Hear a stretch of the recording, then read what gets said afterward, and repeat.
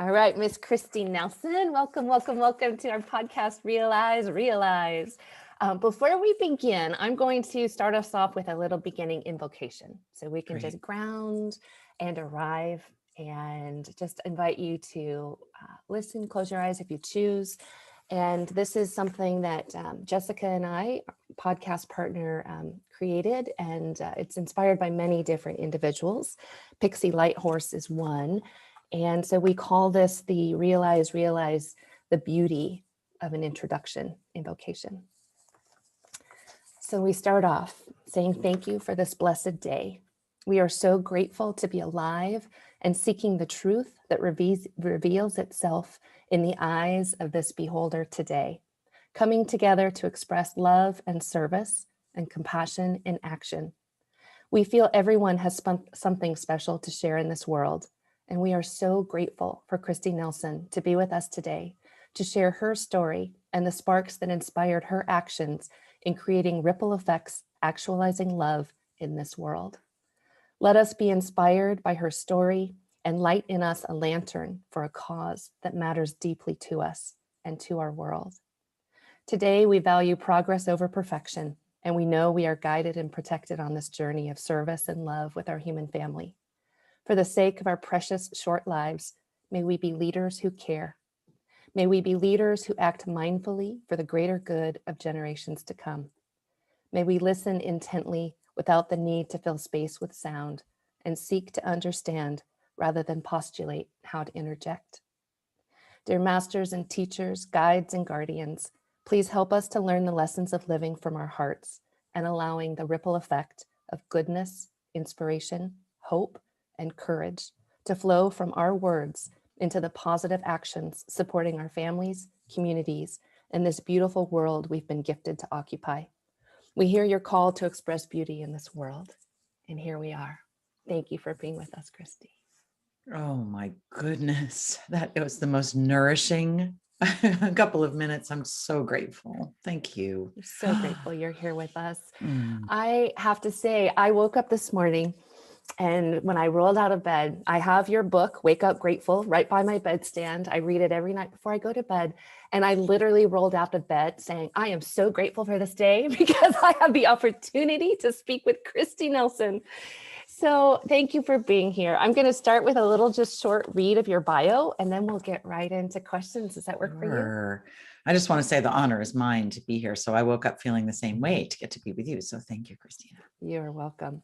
But before I even move into the bio, is there any kind of a beginning invocation that you would like to do for You grounding? said everything. You said you? everything. And the words that you spoke in that invocation were so resonant for me and tapped into grateful living so completely. The preciousness of life, the unknown, grateful for everything. Yeah, it's exquisite. And just being of service and being present for what's calling us and how much is calling us right now. So I just want to say I just deeply resonated with what you spoke. So I feel grateful for that. Okay. Oh, wonderful. Well, for everybody listening, our podcast fan base and everybody who loves you, Miss Kristi, a little bit about Kristi Nelson. Kristi is the executive director of a network for grateful living. She has a master's degree in public administration from the Harvard Kennedy School and has spent more than 30 years in nonprofit leadership, development, and consulting. She's worked at the Center for Mindfulness in Medicine, Kripalu Center for Yoga and Health, and the Soul of Money Institute. Kristi is a stage 4 cancer survivor who cherishes living among friends and family in Western Massachusetts. So as we begin, what is left out of that bio, Kristi? How can you give us a Reader's Digest view of your path? Wow. Well, it's amazing to be 61 years old. I truly, my birthday was last month. I marvel every minute. And I think this is really the truth, that I get to be alive every day. I do. I can't even believe it. And so it's this unexpected blessing. I never imagined there were years and times I didn't think I would make it to 40, and then certainly not 50. And 60 seemed like the most outrageous improbability. So to me, it's truly incredible and extraordinary to be alive. Yeah. So that's what's kind of missed there. And, you know, I've had an amazing life. I feel so grateful. And I've also engaged with it courageously, you know, going back to get my master's degree in my 40s, in my late 40s when I, you know, to go to Harvard. That was a big, courageous, bold act. And, you know, I just have said yes to a lot of these invitations that have come my way that have been hugely compelling to my heart. And I feel so lucky to do this work right now. This is the work of my, it's the work of my dreams. And it feels like the work that will take me into the end of my life. You know, I just, it's a beautiful thing to say and to know that is that there's something that feels very complete. It's so beautiful. And when you say the work that's going to take you to the end of your life, and how do you characterize the work that you're doing today for people that might not know you? Could you give us a little bit of a window into that?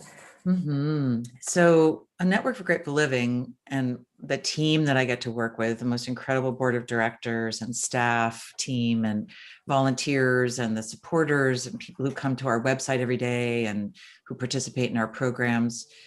It's all about living really fully on the pulse of this moment, knowing that it matters, not taking it for granted, looking squarely at the privilege of being alive in this moment, knowing it's a gift and that it's completely unknown to us. Nothing is promised to us. That dash in the middle between our birth date and our end date, none of us knows what that's going to be, what that dash signifies. And so how do we live really fully in that not knowing? That's grateful living to me, to live with our hearts on our sleeves, to live on fire for life, to be grateful for every moment offered to us, to do what we can to make the world a better place. Those are the gifts. And to love with our hearts banging on their hinges is what I like to say, with the doors of our hearts wide open and on fire for love and for life. I love that. I love that. I mean, to love with our hearts banging on the hinges. Like, can we just take a moment and think about what that is?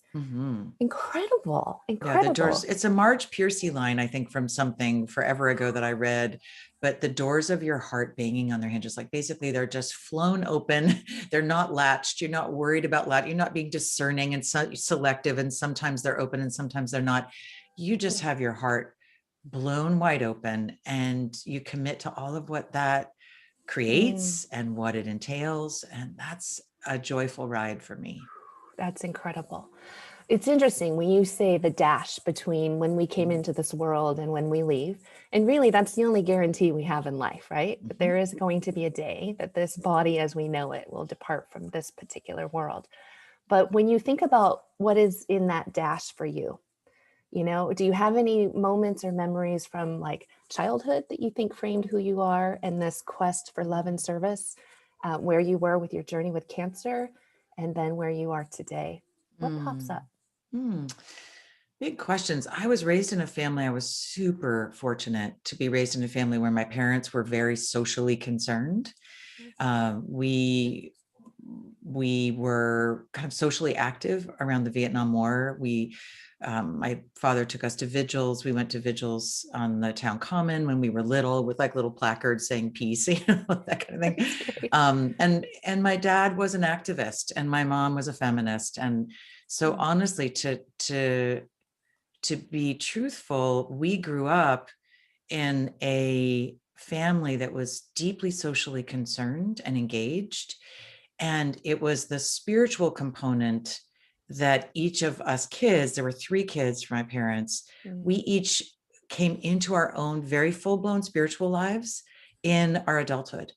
And that what's so interesting about that is I had so many friends who were raised in religious households.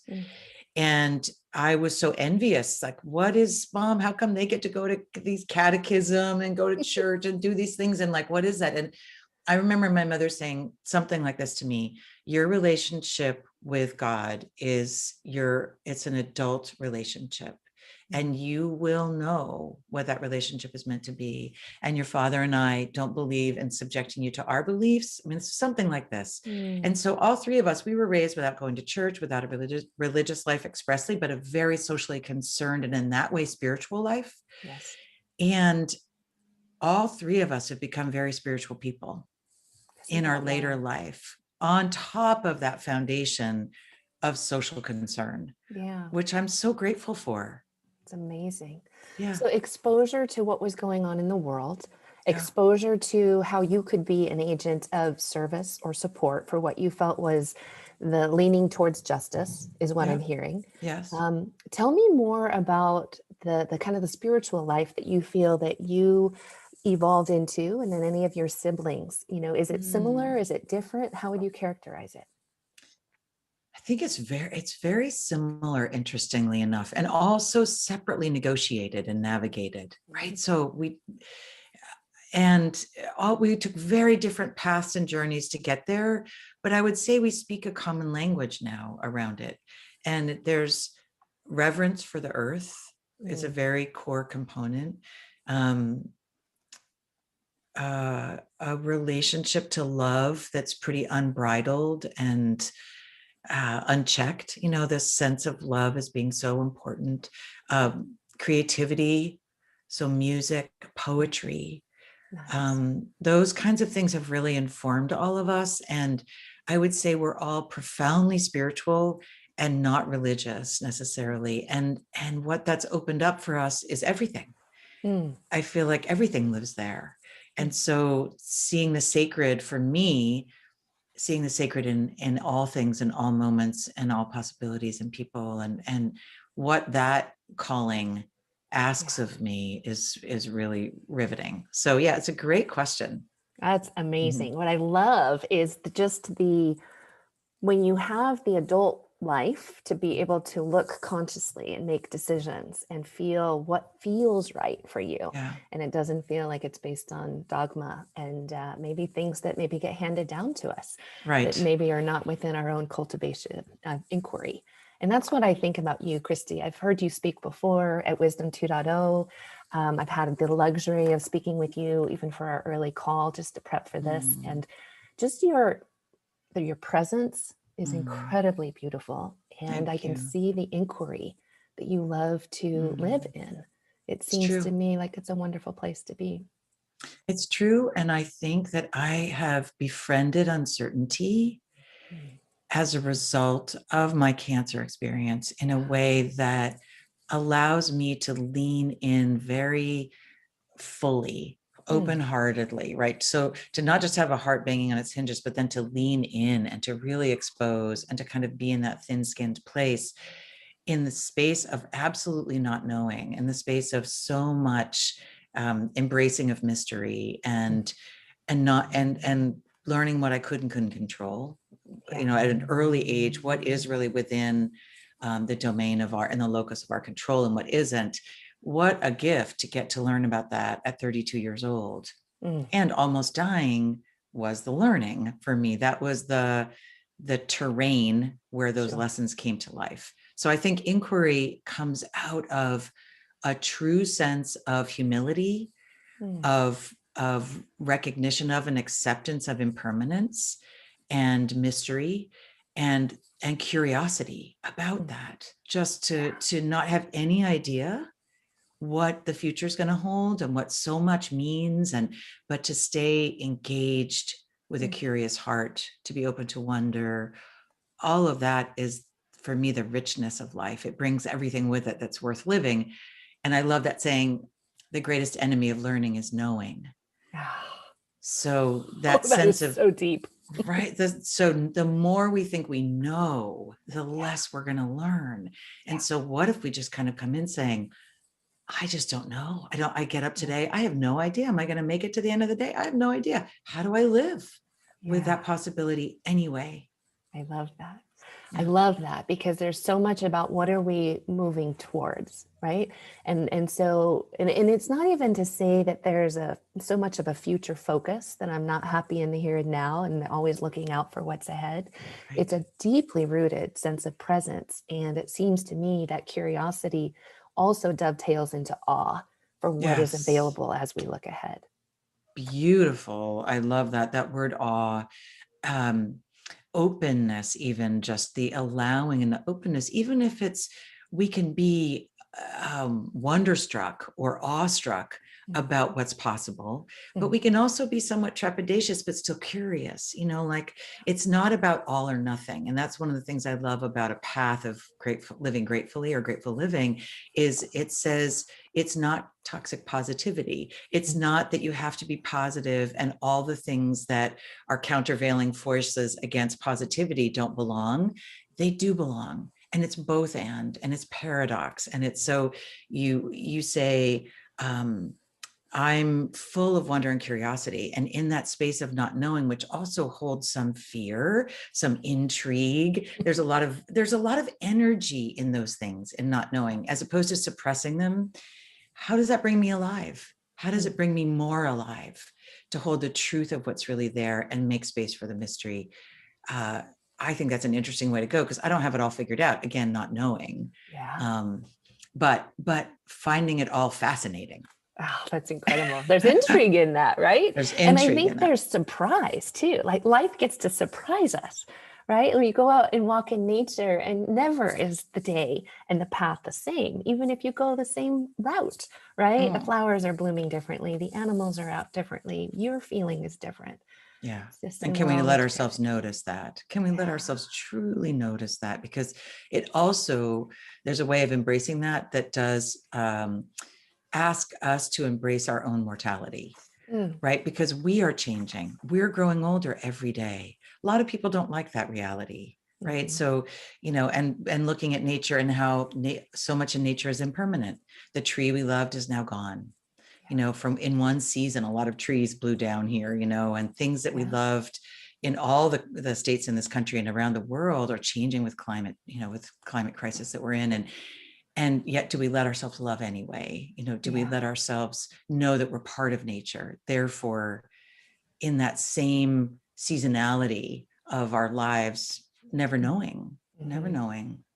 So yeah, so I love that. And I think reverence, we're using all the words, right? So awe and reverence for life. I think gratefulness is really a reverence for life. It's a beautiful way to live, to recognize that this is the gift, this moment is the gift, and it might be the only day we have no idea. How do we live that with due reverence for the gift of life, which will be taken from us at some point and we have no idea when? Can we, as opposed to shrinking in the face of that, become more expansive in the face of that? Interesting. And I'd love to have you walk us through the difference from your perspective between gratitude and gratefulness. Because I Yes. think there's a very deliberate difference. And There is. so I'd love to hear that, because when I hear due reverence, I also hear a bit of the path about stop, think, and do in that. So I'd love to hear how you look at the difference between the two. Yes. So gratitude, very culturally bound. We have a lot of ways of thinking about it and a lot of prescriptions around gratitude and things that we're taught to hope for and expect, in order to be grateful. And I really like to think of gratefulness as an inside job, and that gratitude is very much waiting for external conditions to be favorable for us, to be in line with what we want and need. And gratitude, I like to say, waits for something good to happen. And gratefulness just waits for us to be awake, waits for us to be awake to life. And that awakening is the awareness of the moment, the preciousness and the poignancy of this moment, the impermanence of time. But gratefulness is an internal orientation, unconditional. We can carry it towards everything and every moment in our lives. It doesn't mean that we are grateful for everything, but we have the ability to cultivate and to nourish a grateful internal compass, this orientation to life that's ours and that we can carry us everywhere that we need to carry, not dependent on outside circumstances to feed the ego kind of needs that gratitude often feeds, right? Like, Mm. oh, yes, I got that. And one of the things I just have said recently that I really love is this idea of gratitude loves a green light, and gratefulness actually really revels in the yellow lights and the red lights as well of life, because they exist. They're true. And life is better when we stop. Mm. It's better when we look and we yield and we pause and we notice all Mm. of these things that are core components of living gratefully. And I think gratitude just really wants like the line of green lights to kind of keep going forever, right? And yet you run out of gas, you're at risk for accidents, you burn out. So I think there's something which says, what are the things that stop me in my tracks? What are even the things that are difficult? What are the Mm. things I didn't ask for or I didn't invite necessarily? And how can those yellow and red lights in my life Mm. also be worthy of a grateful heart? Can I stop and inquire? Can I wonder, what's the learning in this? Where's the opportunity in this? And that's what a grateful orientation allows us to do, is to be curious, to wonder what the possibility and opportunities are inside everything, even the pain. Yeah. And to more fully be available to notice those things. That's to me living a much more sacred life, and is much more inclusive and whole life to which we can bring our whole hearts. Yeah. You know, there's something that when we first chatted, I was mentioning that this podcast is coming on the heels of my podcast partner, Jessica Smith, and losing her father in a very sudden way, as we talked about, to suicide. And you made a comment, and I thought it was so beautiful that, you know, I love speaking on the heels of grief.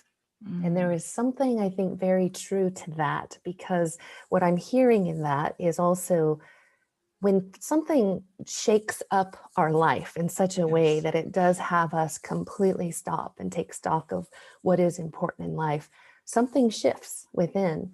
And so when you think about your own life and those pauses, can you go into a little bit more detail of where you were? Did it feel like you had always been in a mode of inquiry and that supported you? Or did you just get hit over the top of the head with the brick that said cancer, and then you were kind of, you know, migrated in that direction? What was your journey like? Yeah, it's such a great question. You are such a fabulous question asker. I was very curious as a child and as a teenager. And I think that has really been what's guided my spiritual life, is kind of a study. I remember reading Krishnamurti when I was young, when I, around 18 years old or something, and being so intrigued by philosophy and about Eastern cultures and Eastern thought. And so I think there's that sense of wanting to make the place where everything could belong, everything that was true, and to reconcile that dissonance that I felt a lot as a teenager between the outside and the inside. It felt like adolescence was such a painful time of the betrayal of truth, that people had their own private truth worlds that were so hidden and so cloistered and so shamed or whatever. And then there was the what we were supposed to be, how we were supposed to look, what we were supposed to care about. Ooh, what a pain. Adolescence is a really challenging time. It is challenging. And so I was really grateful on the heels of that to kind of find some of the spiritual, thinking that I could latch onto, and that would drive me and guide me forward and really help me through the cancer experience. The cancer experience was for sure the big wake-up call.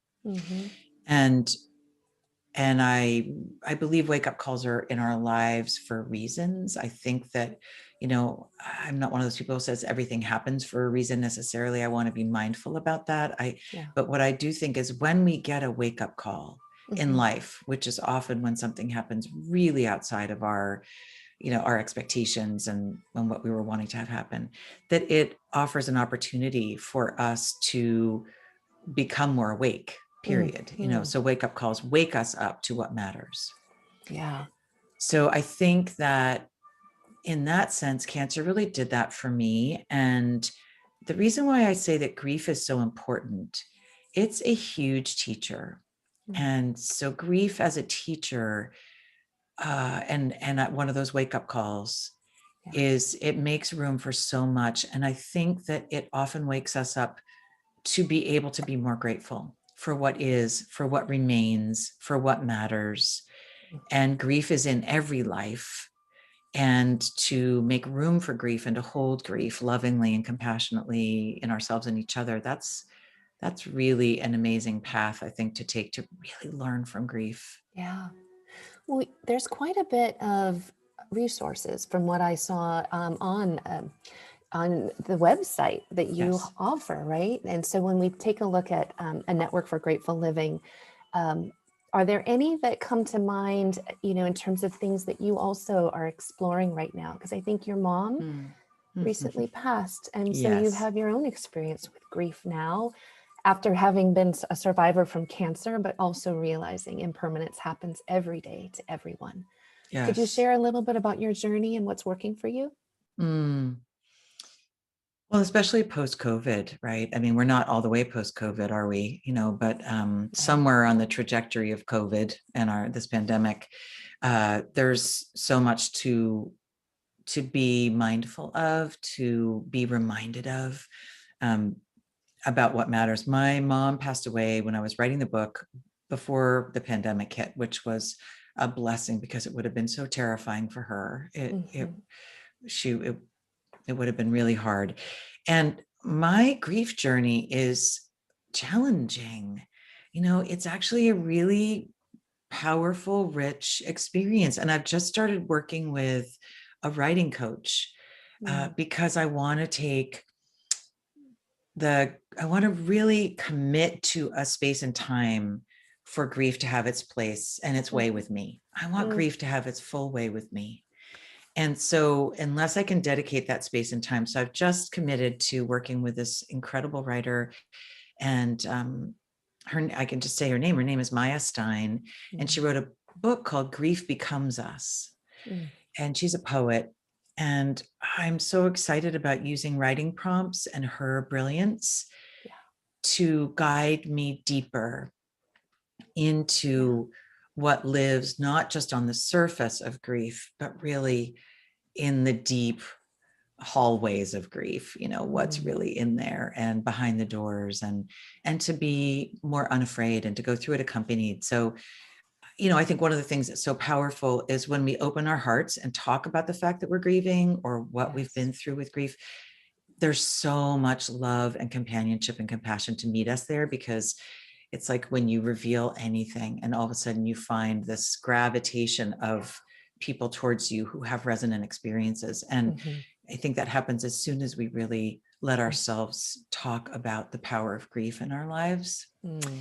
And so Mm. this has been it's been a rich time. And yes, on the website, there are such amazing resources, because when people tell their stories, when they talk about how grief and gratitude go hand in hand, Yeah. really, that we can't grieve something we weren't grateful for.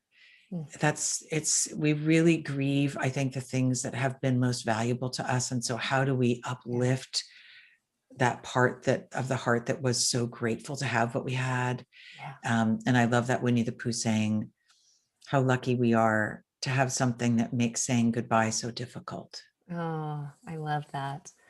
I deeply recall when my dad passed, it certainly was the shockwave in life for me, many wake up calls in life, but that was certainly a big one.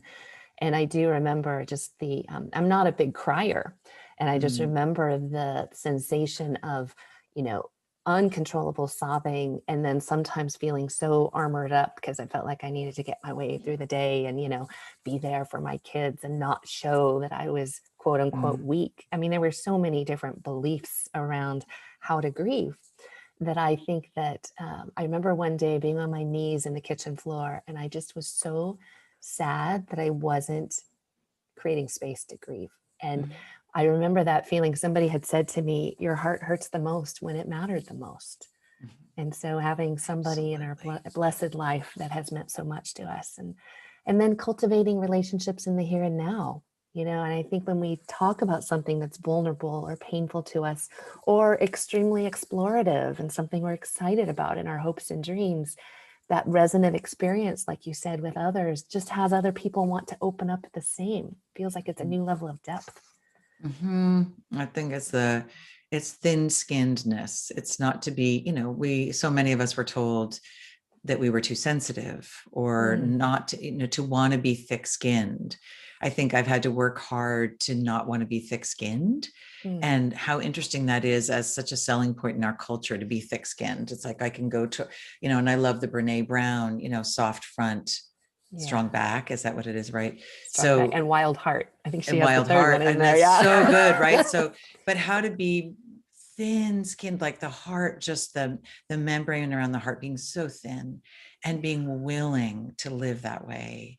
And what an invitation that creates for other people as well and for ourselves. And So I commend you, your courage. And I think just to go through loss in a way when we have so many other responsibilities, it's challenging, and it makes sense to carve out space. And one of the things that just came with your image of you being on your knees is there are certain postures that we can assume in life that actually open the heart in a completely different way. And that being on our knees is so much humility. And it's like the baby bird, looking up and kind of, pleading for healing. And just to let grace come through us and to have faith to be able to go through the biggest tumult of our lives and know that we'll be intact, if not more intact on the other side of that. Yeah. Beautifully said. Beautifully said. You. Another thing that when we talked before, we had a little conversation, and I just love this. It really stirred something inside of me, and it stayed with me from just even a week ago. This concept of liminality. And so the wisdom of letting go, we were talking about that. Even your book that you've written, Wake Up Grateful. I think you had the analogy of it was like giving birth to an adult child. Yeah, a full-grown adult. A full-grown adult, right? Like, how is it? So can you talk a bit about this liminality? What are you playing with in that middle space? It's so good. I love this concept of liminality. It honors that we're stepping off of something and into something, and the not yet fully formed it that we're stepping into. And so there's this space in between that's nebulous, and that where there's even many ways left the past, but you're not quite fully in the future. And that acknowledges the truth of life. It acknowledges the truth of every day, really, when we leave sleep and we're not quite entering the full day. Like David White will say, the office of prayer is most open at a new dawn, right? So that space where the liminal still exists, and we're still in that space of both and, neither or. And I think we're there with regard to the pandemic. So one of the things that I would say is that to embrace liminality is to give it a name, is to say, oh, this space of not yet knowing, of it's not what it used to be, and it's not what it's going to be. And there's so much not knowing in that space. And yet, if we allow that to have a container, as opposed to just being like flying free, where the only way to be real is to be either in this place or in this place. No, this is a real place. And it's actually a powerful and really it's a creative space. It's a space where a lot can come through us, because we're acknowledging not being in the knowing of the past or the knowing of the future. And so liminal spaces open up all that possibility. And I think it's rich.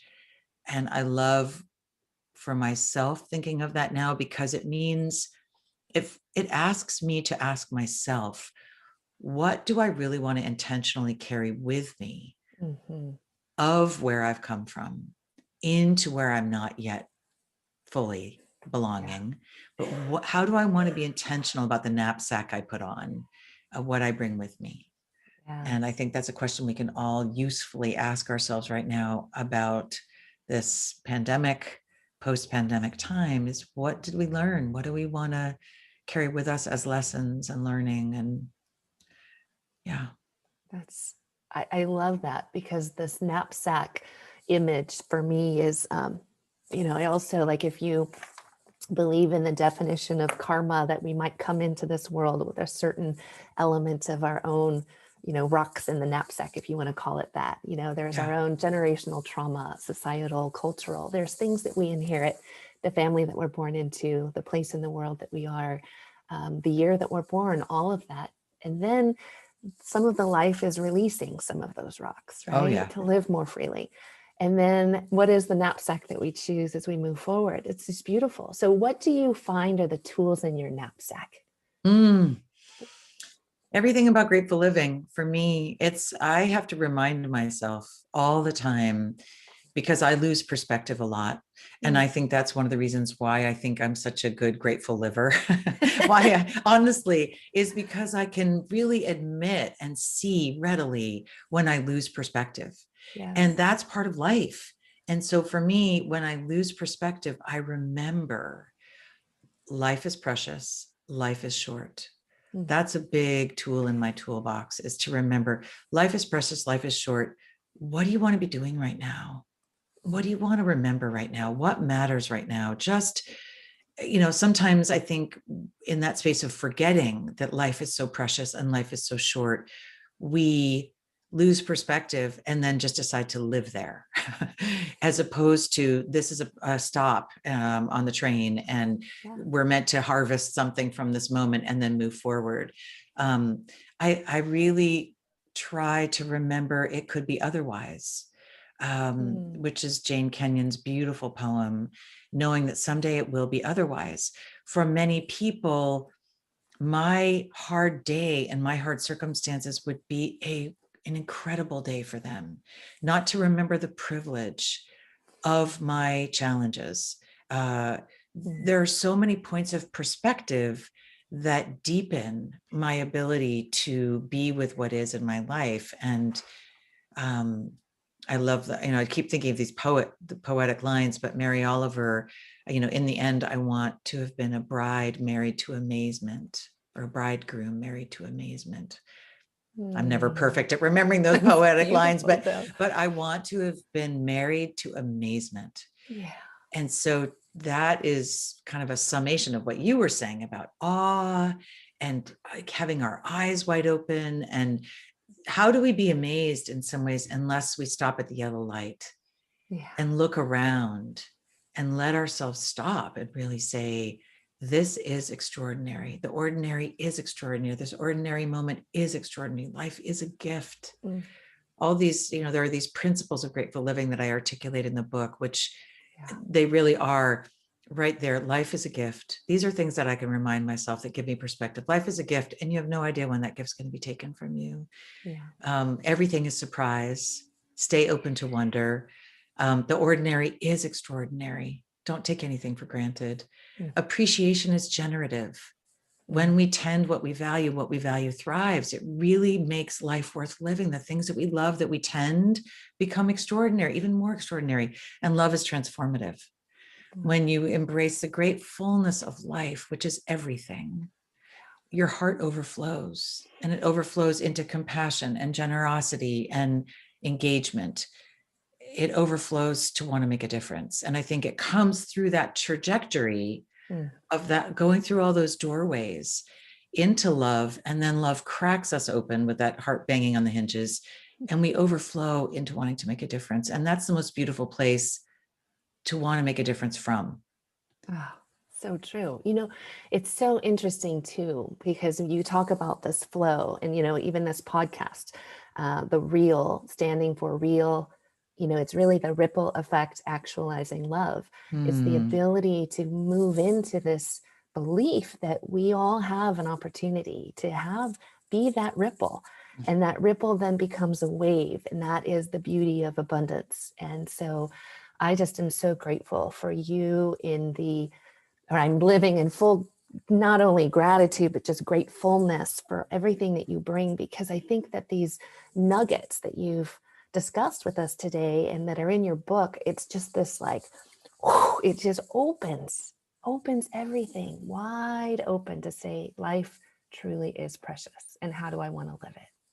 Right on. Thank With you for a that. ripple effect, actualizing love. Is that what it is? Yes, Yeah. exactly. It's REAL. perfect. And that's what, for me, to seek to be Mm, is, it doesn't take a big ripple. It doesn't take a long life. You can be the most extraordinary ripple in any moment of any day, no matter how long you live, but be that ripple effect, because it's available to us each now. So that is so thank you. amazing. Thank you. Yeah. I wanted to wrap up with a couple of our collective questions that we ask all of our guests, if that is okay with you. But Sure. before we do, I just wanted to let you know, one of the things that we do with our podcast guests is we will put a little gift for our listeners on an online resource hub on our Beautiful. website. And what came to me, and I wanted to ask if you were willing to help me pull this together, is almost like Kristi Nelson's knapsack for grateful living. And maybe what we could do is put some of Yeah. your favorite authors in there, maybe some of your favorite poems, and then some of these Beautiful. of living. I would love that. Okay. Thank you. So then What I'll an honor. well, okay, that would be wonderful. So we can do that over email, and I'm happy to put it together. So is there anything else you want to add before we go into collective questions about something that you're working on or where people can find your work? That kind of good stuff. I think I just want to express my appreciation for who you are and what you do in the world, and the profound resonance between what you're up to and what we're up to is gorgeous. It Yes. feels like this really incredible discovery. And I'm so thankful to get to be with you today and for what you're standing for in your life. So thank you. Thank you, Kristi. Thank you. So here is our first collective question. And these are more kind of just like lightning speed. So first of all, what are you currently reading or watching? What's on your nightstand, or what's on your most favorite Netflix, if you will? I am reading this new book, which is How to Love the World, Poems of Gratitude and Hope. And I just got it. It's so beautiful. It just came out in April, actually, by James Cruz. It's an anthology. And it is such a beautiful collection of, this is a gorgeous book. So and I love reading poetry, obviously. It's bite-sized, it really goes in. So that's what I'm reading right now. And what am I watching? Not much. Yeah, I love that. This I'm is not a as much of beautiful a way to watcher. pause. I'm with you actually on that one, but I always want to add the ability, because I know this time of COVID, some people have been leaning into that a little bit more deliberately. It's true and true, yeah. All right, if you could eat dinner and engage in dialogue with anyone, past or present, who would it be? First thought, the Dalai Lama. Dalai Lama. How would you envision that? Where would you be? Would you be on a picnic? Would you be at a restaurant? Would you be in Tibet? I picture wherever he is, joining him with such reverence, and his laugh and his smile and his joy in the face of so much challenge in his life. And his particular way of holding impermanence and the Tibetan path, to me, I would just be so graced to be in his presence. And we would have a great meal. You would have a great meal and a lot of laughter, wouldn't you? Yeah. Oh, naturally. Yeah. He's an amazing individual. There's this, with everything going on in our world today, so many things that I think I will never be driving through, yellow and red lights have a new meaning. Never for me drive now. through a yellow and red light again. Exactly. I'm going to so appreciate that. But there's a lot of, I think, moments for us to pause and to kind of look at some challenges that are happening. So there's this beautiful, since you love quotes and poems, Cornel West has a beautiful quote, justice is what love looks like in public and what tenderness feels like in private. When you think about what's happening in the world, and even a quote like this, what does that say to you? I love that quote. I know that quote. And I think it's such an exquisite frame of justice, around justice, that makes it accessible, and also it makes it powerful for all of us, but it also provokes us, because I think we can talk about love and it's all over Hallmark cards and it's everywhere that we go, and everywhere there's such a space we've made for love. And to say love is what justice looks like, justice is what love looks like in public, is such a powerful invitation to befriend this idea of justice in a bigger way. What does it mean to really wrap ourselves around this idea of justice as love? Mm. It's a provocative invitation. It's one that I hope to rise to and seek to rise to in my life. And it's so necessary right now. Mhm. Thank you for your view on that, Kristi. Mm. My final question for you is, what are you grateful for today? I woke up today and the tulips that are outside are about to burst. And I can just start to see, I planted about 100 tulips last fall. Yes. All over, and in memory of my mom, a lot of them around the bench that we put up for her and everything. And I really have no idea what colors they are. So I just took all these bulbs and I put them out. And so now I'm just starting to see the edges along of orange and of red and of these pink. And so just today, I was out there looking and I thought, this is extraordinary to get to watch this open and have no idea. Everything is surprise. So today I'm grateful for spring and for how much emerges to nourish and delight us and carry us forward, because we need it. Yes, We need the beauty. Oh, Kristi, you are a beautiful soul. I am so grateful for this chance to get to know you deeper and to offer so many of your beautiful nuggets of wisdom to our world through our channels and through this connection that we've made. I just have so much love for you, and thank you for all that you do. We will keep in touch. We will put all of the links to the website and your book and all of that kind of good stuff on our social media channels so people can find out more about you. And let's stay connected, shall we? I would love it. Please and thank you. And you are a blessing. And thank you for blessing me by allowing me this opportunity. Absolutely. We'll be in touch. Goodbye, sweetheart. Bye.